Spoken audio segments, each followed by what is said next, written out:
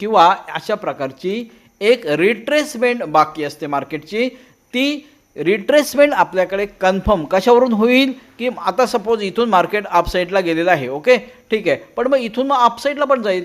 Market direct retracement द्यायला खालीच येईल कशावरून. तर त्यासाठी काही गोष्टी मित्रांनो कन्फर्म करणं आपल्याला गरजेचं असतं.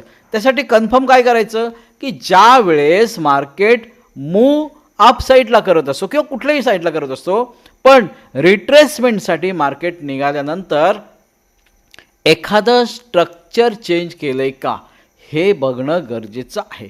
आता इथून जे मार्केट अपसाईडला गेलेलं आहे त्याच्यानंतर मार्केटने इथपर्यंत तरी स्ट्रक्चर कोणतंही प्रकारचं चेंज केलं नव्हतं.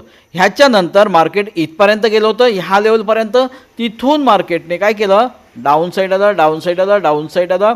त्याच्यानंतर मार्केटने काय केलं, स्ट्रक्चर चेंज केलेलं आहे. जे मार्केटचं बुलिश स्ट्रक्चर होतं ते ह्या लेवल ब्रेक केल्यानंतर मार्केटने काय केलं, स्ट्रक्चर चेंज केलेलं आहे. कोणत्या लेवलला, ह्या लेवलला. ठीक आहे, म्हणजे जे मार्केटचं बुलिश स्ट्रक्चर होतं ते स्ट्रक्चर आता चेंज झालेलं आहे. कसं झालेलं आहे, बेरीज झालेलं आहे. का, एक रिट्रेसमेंट येणं गरजेचं आहे.